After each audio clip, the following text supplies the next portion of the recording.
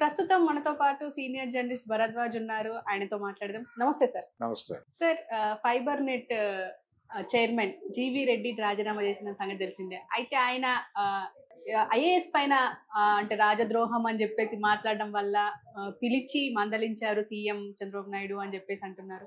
అలా పవన్ కళ్యాణ్ కూడా ఎన్నోసార్లు డైరెక్ట్ గా మీడియా ముందు ఎన్నోసార్లు విమర్శించారు. మరి ఆయన ఎందుకు అలా మందలించలేకపోయారు? ఈయన చిన్న ఆయన పెద్ద ఆయన ఏమన్నా తారతమ్యాలు ఏమన్నా చూస్తున్నారా అని చెప్పేసి కూడా విమర్శలు వస్తున్నాయి. దీని గురించి మీరే చెప్పండి. అంటే జీవీ రెడ్డి తను మాట్లాడింది ఏంటంటే దినేష్ కుమార్ మీద ఆరోపణలు చేశాడు ఆయన, ఐఏఎస్ ఆఫీసరు. రెండోది, అతను వైసీపీ టైం నుంచి క్యారీ ఫార్వర్డ్ అవుతున్నాడు అనేది ఒకటి. వైసీపీ నుంచి క్యారీ ఫార్వర్డ్ అవడంతో పాటు తను వద్దన్న నియామకాలు కూడా చేశారు వీళ్ళు అనేది. తర్వాత హెచ్ఆర్ ఒకడు ఉన్నాడు అందులోనే, ఫైబర్ నెట్లో ఉన్నటువంటి హెచ్ఆర్ ఇన్ఛార్జ్ రమేష్ నాయుడు అతని పేరు. అతను తర్వాత ఈ ఆపరేషన్స్ చూసినటువంటి శశాంక్ వీళ్ళందరూ కలిసి సంస్థకి రకరకాలుగా నష్టం వచ్చేలా చేశారు. వద్దన్న రిక్రూట్మెంట్లు చేశారు, అనవసరమైన చెల్లింపులు చేశారు.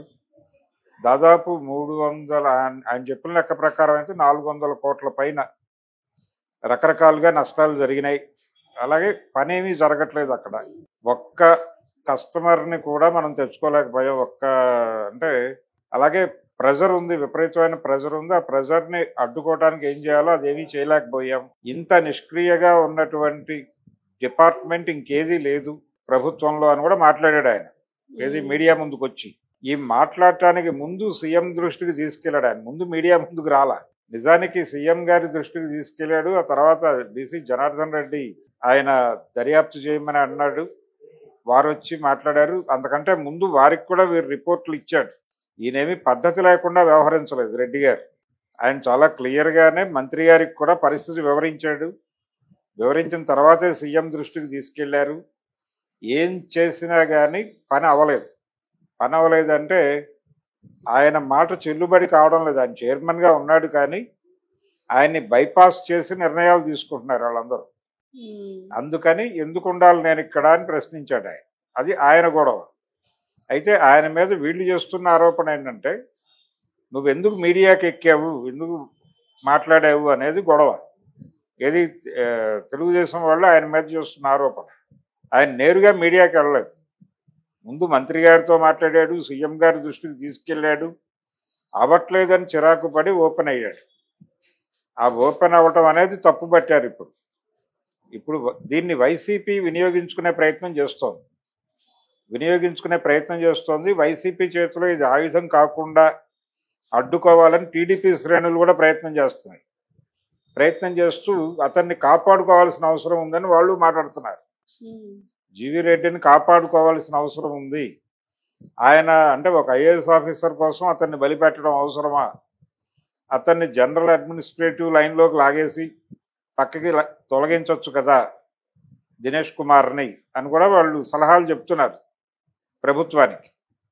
ఎన్ఆర్ఐలు చాలామంది సోషల్ మీడియా ప్లాట్ఫామ్ మీద తెలుగుదేశం పార్టీ కోసం ఎన్నికల సమయంలో పనిచేసిన వాళ్ళందరూ రియాక్ట్ అయ్యి మాట్లాడుతున్నారు. ఇప్పుడు వాళ్ళ ఉద్దేశం ఒకటే, ఈ రాజీనామాని వైసీపీ వాడుకోవాలని ట్రై చేస్తోంది, వాళ్ళ చేతుల్లో ఆయుధంగా దీన్ని మార్చకండి అని.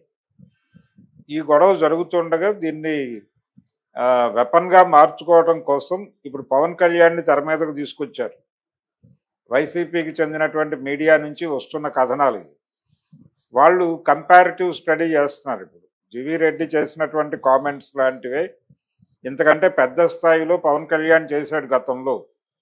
అంటే ఆంధ్రప్రదేశ్లో శాంతి భద్రతల సమస్య గురించి మాట్లాడుతూ ఆయన పిఠాపురంలో జరిగినటువంటి ఒక సభలో నేరుగా హోంమంత్రి అనిత్ గారి మీద కామెంట్ చేసి నేను గనక హోంశాఖ తీసుకుంటే పరిస్థితి ఇంకో లెవెల్లో ఉంటుంది అని కూడా వార్నింగ్ ఇస్తున్నాను అన్నాడు. అంటే ఆవిడ అలసత్వంగా వ్యవహరిస్తున్నారు అని అనేసినట్టే. ఆ సందర్భంగా కృష్ణమాదిక్ కూడా రియాక్ట్ అయ్యి నువ్వెవరివి ఆవిడ శాఖలో జోక్యం చేసుకోవడానికి, కింది కులానికి చెందినటువంటి మహిళనే కదా నువ్వు ఓవర్ రైడ్ చేసే ప్రయత్నం చేస్తున్నావు అని కూడా పవన్ కళ్యాణ్ మీద దాడి చేశాడు అతను. అది ఒక ప్రత్యేక సందర్భం. అనిత గారి మీద మాత్రమే కాదు, ఆయన చాలామంది మీద మాట్లాడాడు. చాలా మంది మీద మాట్లాడాడు, అలాగే పోలీస్ అధికారుల మీద మాట్లాడాడు, అడ్మినిస్ట్రేటివ్ స్టాఫ్ మీద మాట్లాడాడు. ఇలా రకరకాల పద్ధతుల్లో ఆయన ఎప్పుడు చిరాకు అనిపించినా కానీ ఆయన చిరాకుని వ్యక్తం చేసే ప్రయత్నం చేశాడు. ఆ మధ్య 2-3 పర్యాయాలు అంటే హోంమంత్రి గారు అయితే స్ట్రైట్ అవే వెళ్ళి ఆయన కలిసి చెప్పుకున్నారు, నివేదించుకున్నారు. చెప్పడం కూడా కాదు, అది నివేదించుకోవటమే. అయ్యా నేను ఈ పనులు చేస్తున్నాను అని చెప్పుకుంది ఆవిడ. అయితే పవన్ కళ్యాణ్ ఎన్నికలకి ముందు చాలా మాట్లాడాడు. అంటే వాలంటీర్లు ఇక్కడ అమ్మాయిల్ని తరలించేస్తున్నారు అని కూడా మాట్లాడాడు ఆయన. ఆ సందర్భంగా వాలంటీర్లు అందరూ రోడ్డు మీదకి వచ్చి ఆయన దిష్టి బొమ్మలు తగలబెట్టారు. 30,000 మంది పైన ఆడపిల్లలు కనిపించడం లేదని సెంట్రల్ ఇంటెలిజెన్స్ వర్గాలు చెప్పాయి నాకు అని కూడా మాట్లాడాడు అప్పుడు. మరి అమ్మాయిలందరూ ఏమైపోయారు? మీరు 9 నెలలు అయింది అధికారంలోకి వచ్చి, ఈ 9 నెలల్లో దానికి సంబంధించిన కదలిక ఏమైనా ఉందా అని ఎవరు అడిగినా ఆయన సమాధానం చెప్పట్లా పవన్ కళ్యాణ్. ఇలా ఆయన వైపు నుంచి 100 తప్పులు పెట్టుకుని ఆయన ప్రపంచాన్ని కరెక్ట్ చేసే ప్రయత్నం చేస్తూ అన్ని డిపార్ట్మెంట్ల మీద కామెంట్ చేశాడు, అన్ని విభాగాల మీద కామెంట్ చేశాడు, ఎమ్మెల్యేల మీద కామెంట్ చేశాడు. ఆయన సీజ్ ది షిప్ అనేటువంటి ఒక కాన్సెప్ట్ నడిచింది. అక్కడ సముద్రంలోకి ఆయనే జొరబడి అక్కడ చేసినటువంటి విన్యాసాలు, స్థానిక ఎమ్మెల్యేల మీద ఆయన చేసిన కామెంట్లు కూడా ఆ రోజుల్లో వైరల్ అయినాయి. అయితే వీటి ఏ విషయంలోనూ చంద్రబాబు గారు రియాక్ట్ కాకపోగా మనం సరి చేసుకుందాం. ఆ తర్వాత దేవాదాయ శాఖ వ్యవహారాల్లో కూడా దూరాడు ఆయన. దేవాదాయ శాఖ మంత్రి ఉన్నాడు అక్కడ, ఆనం రామనారాయణ రెడ్డి గారు ఉన్నాడు, అనుభవజ్ఞుడు, పెద్దోడు, వయసు రీత్యా కూడా పెద్దోడు. ఆయన ఉండగానే ఈయన దేవాదాయ శాఖ తరఫున కూడా మాట్లాడాడు పవన్ కళ్యాణ్. ఏది ఆ తిరుమల లడ్డు ఎపిసోడ్లో ప్రాయశ్చిత్త దీక్ష చేశాడు. అక్కడికి వెళ్ళి దీక్ష చేసి సనాతన ధర్మాన్ని నిలబెట్టడం దేవాదాయ శాఖ బాధ్యత కావాలని ఈయన మాట్లాడేశాడు. మాట్లాడటం మాత్రమే కాదు, నేరుగా ఎండోమెంట్ ఆఫీసర్లని తన ఆఫీసుకు పిలుచుకుని కూడా మాట్లాడాడు. ఏది ఆనం రామనారాయణ రెడ్డి గారిని బైపాస్ చేసి మాట్లాడిన సందర్భంలో ఒక స్పెక్యులేషన్ వచ్చింది. అప్పుడు ఈయన 3 సార్లు దేవాదాయ శాఖ కమిషనర్లను తన ఆఫీసుకు పిలిచి మాట్లాడిన సందర్భంలోనే ఆనం రామనారాయణ రెడ్డి గారి వయసు రీత్యా రిజైన్ చేయబోతున్నాడు, ఆయన వెళ్ళిపోతున్నాడు తిరిగి నెల్లూరు, పవన్ కళ్యాణ్కి అదనపు బాధ్యతగా దేవాదాయ శాఖ అప్పచెప్పబోతున్నారు అని కూడా ఒక వార్త నడిచింది ఆ రోజుల్లో. ఈ లెవెల్లో బైపాస్ చేశాడు ఆయన.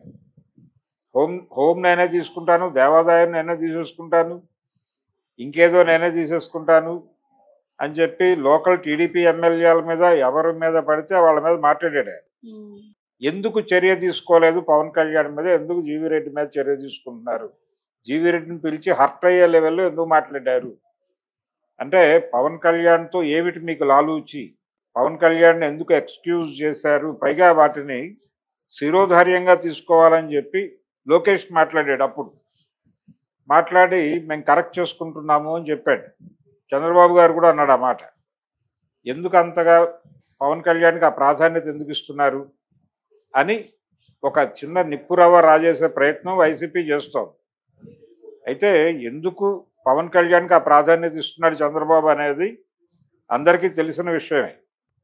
ఏమిటంటే పవన్ కళ్యాణ్ ద్వారా ఆయన ఆ రోజుల్లో బీజేపీకి ప్రేమలేఖలు రాసుకున్నాడు ప్రతిపక్షంలో ఉండగా.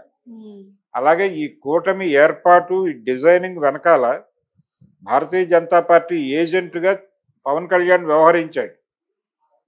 పవన్ కళ్యాణ్ని ఏవైనా అంటే అది నేరుగా భారతీయ జనతా పార్టీని అన్నట్టే, జనసేనని అన్నట్టు కాదు. జనసేనని పార్టీ అంటే కూటమి నుంచి జనసేనని బయటకు వెళ్ళిపోమని చెప్తే భారతీయ జనతా పార్టీని కూడా వెళ్ళిపోమన్నట్టే. అందుకని కూటమి విచ్ఛిన్నమైతే ఇప్పుడు ఆ మొత్తం సపోర్ట్ జగన్మోహన్ రెడ్డి వైపుకి టర్న్ అయితే తన పరిస్థితి ఏమిటి, భవిష్యత్తు ఏమిటి, పార్టీ భవిష్యత్తు ఏంటి, తన కుమారుడి భవిష్యత్తు ఏమిటి అనేది ఆయనకు ఒక అగమ్య గోచరమైనటువంటి పరిస్థితి ఉంది చంద్రబాబుకి. అందుకని ఆయన పవన్ కళ్యాణ్ ఏమి రెచ్చిపోయినా ఏమీ అనలేని ఒక విచిత్రమైన పరిస్థితుల్లో ఉన్నాడు. పవన్ కళ్యాణ్ని బ్యాలెన్స్ చేయటం కోసం, పవన్ కళ్యాణ్ని మేనేజ్ చేయడం కోసమే తన ముఖ్యమంత్రి పదవి చేపట్టాడు తప్ప ఆయనకి ఏదో ఇంట్రెస్ట్ ఉండి కాదు. యాక్చువల్గా లోకేష్ను ముఖ్యమంత్రిని చేయాలి. ఎందుకు చేయలేదు అని పార్టీ క్యాడర్ నుంచి, ఇంటి నుంచి కూడా ప్రెజర్ ఉంది ఆయనకి. అయినప్పటికీ పవన్ కళ్యాణ్ ఉండగా లోకేష్ను సీఎం చేయటం భావ్యం కాదు కాబట్టి, నైతికం కూడా కాదు కాబట్టి తాను ఆ బాధ్యతలు తీసుకున్నాడు. కానీ వినిపిస్తున్న సమాచారం ప్రకారం అయితే ఆయన డమ్మీగానే ఉన్నాడు. చంద్రబాబు నడిపిస్తున్నది, చంద్రబాబు ముఖంతో నడిపిస్తున్నదంతా లోకేష్. ఏ కీలక నిర్ణయం అయినా లోకేష్ మాత్రమే తీసుకోగలడు. అక్కడ పవన్ కళ్యాణ్ ఉత్సవ విగ్రహమే, చంద్రబాబు ఉత్సవ విగ్రహమే, మూల విరాట్ లోకేషే. కాబట్టి ఇప్పుడు చంద్రబాబుని, ఈ రెడ్డి గారిని బయటికి వెళ్లకుండా చూడాలి, ఈయన్ని తిరిగి పార్టీలోకి తీసుకోవాలి. ఇది వైసీపీ చేతుల్లో ఆయుధంగా మారిపోతోంది. కాబట్టి మీరు కొంచెం యాక్టివ్ అయ్యి ఇలాంటి వాళ్ళని వెళ్ళిపోకుండా చూడాల్సిన అవసరం ఉందని మాట్లాడుతున్న తెలుగుదేశం శ్రేణులు. వీళ్ళందరి అభిప్రాయం ఏంటంటే, చంద్రబాబు గారు మీరు తప్పుకుని లోకేష్కి పగ్గాలు అప్పచెప్పేయండి అని చెప్తున్నారు. ఇండైరెక్ట్గా చెబుతూ ఆ ఇండికేషన్ ఎలా ఇస్తున్నారంటే, వాళ్ళు గతంలో పార్టీని కాపాడుకోవడం కోసం పార్టీ పెట్టినటువంటి అధ్యక్షుడినే మనం తొలగించిన చరిత్ర ఉంది మనకి. ఎన్టీ రామారావు గారిని పక్కకు తోసేసిన చరిత్ర ఉంది మనకి. పార్టీ పరిరక్షణోద్యమంగా మాట్లాడుతున్నారు వీళ్ళు. ఆ రోజున చంద్రబాబు చేసిన వెన్నుపోటు కార్యక్రమాన్ని పార్టీ పరిరక్షణోద్యమంగా మాట్లాడుతూ, ఆ రోజున పార్టీని కాపాడుకోవడం కోసం వ్యవస్థాపక అధ్యక్షుడితో గొడవ పడినటువంటి చరిత్ర ఉంది మనకి. ఇప్పుడు కూడా పార్టీని కాపాడుకోవడం కోసం అవసరమైతే మిమ్మల్ని మేమే నెట్టేసి లొకేషన్ తెచ్చి పెట్టేసుకోగలం అన్న లెవెల్లో ఇండికేషన్స్ ఇస్తున్నారు చంద్రబాబుకి. అటువంటి ఒక విచిత్రమైన పరిస్థితుల్లో చంద్రబాబు ఉన్నాడు. చంద్రబాబు ఆల్రెడీ సొంత ఇంట్లోనే ఈ గందరగోళం ఉంది, సొంత పార్టీలోనే ఈ గందరగోళం ఉంది. ఈ గందరగోళాన్ని మరింత పెంచాలి అని చెప్పి వైసీపీ ఇప్పుడు ఈ విషయాన్ని పట్టుకొని జీవీ రెడ్డి అకౌంట్లో చంద్రబాబును టార్గెట్ చేసి దాడి చేసే ప్రయత్నం చేస్తోంది. ఈ టైంలోనే వాళ్ళకి సుప్రీంకోర్టు నుంచి ఒక అనుకూలమైన జడ్జిమెంట్ వచ్చింది. అంటే ఈ తెలుగుదేశం పార్టీ కేంద్ర కార్యాలయం మీద దాడి చేసిన వాళ్ళకి కొంత కోర్టు రక్షణ కల్పిస్తాను అని చెప్పింది, వీళ్ళు అరెస్టులు కాకుండా. ఇది జగన్మోహన్ రెడ్డి సాధించిన విజయంగా పొన్నవోలు సుధాకర్ రెడ్డి లాంటి వాడు మీడియా ముందుకు వచ్చి మాట్లాడాడు నిన్న మొన్న. కాబట్టి అనుకూలంగా ఉంది వాతావరణం. ఈ అనుకూల వాతావరణంలో మనం చంద్రబాబుని మరింత కార్నర్ చేయగలిగితే మన పని సులభం అవుతుంది, వచ్చే ఎన్నికల్లో గెలుపు సాధ్యం అవుతుంది అని వైసీపీ అనుకుంటోంది. అందులో భాగంగానే వైసీపీ నుంచి పవన్ కళ్యాణ్కి ఎందుకు మీరు ఎక్కువ ప్రాధాన్యత ఇస్తున్నారు, పవన్ కళ్యాణ్ చేసింది తప్పు కాదా, జీవీ రెడ్డి చేసింది తప్పు అయితే పవన్ కళ్యాణ్ చేసింది అంతకు మించిన తప్పు, ఎందుకు పవన్ కళ్యాణ్ని మీరు భయపడ్డారు, పవన్ కళ్యాణ్కి ఎందుకు భయపడ్డారు, ఇతనంటే ఎందుకు చులకనగా చూశారు, దానికి సమాధానం చెప్పండి అని తగులుకున్నారు. ఇవన్నీ కూడా ప్రెజర్ బిల్డింగ్ ప్రోగ్రామే. ఈ ప్రెజర్ బిల్డ్ చేసి తెలుగుదేశం పార్టీని కార్నర్ చేద్దామని ట్రై చేస్తున్నారు. ఇవన్నీ ఊహించినవే చంద్రబాబు.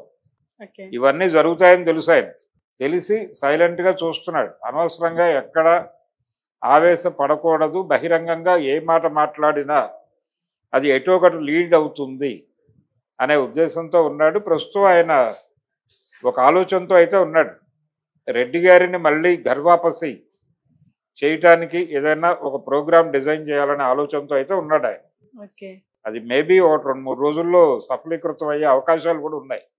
ఆయన కన్విన్స్ కావడం లేదు. నేను నా వృత్తి ఏదో నేను చేసుకుంటాను, నాకెందుకు వచ్చిన రాజకీయాలని మాట్లాడుతున్నాడు ఆయన. ఆయన్ని మళ్ళీ అంటే ఆయన తాడేపల్లి ప్యాలెస్ దిశగా వెళ్ళిపోయే అవకాశాలు ఉన్నాయి అనే వార్తలు కూడా నడుస్తున్నాయి. ఒక స్పెక్యులేషన్. ఆయన్ని వైసీపీలోకి వెళ్లకుండా కాపాడుకునే ప్రయత్నం చేయి నువ్వు అని చెప్పాము. టీడీపీ క్యాడర్ ప్రెజర్ పెడుతోంది. ఈ ప్రెజర్లో చంద్రబాబు గారు మరి ఎలా వ్యవహరిస్తాడో చూడాలి.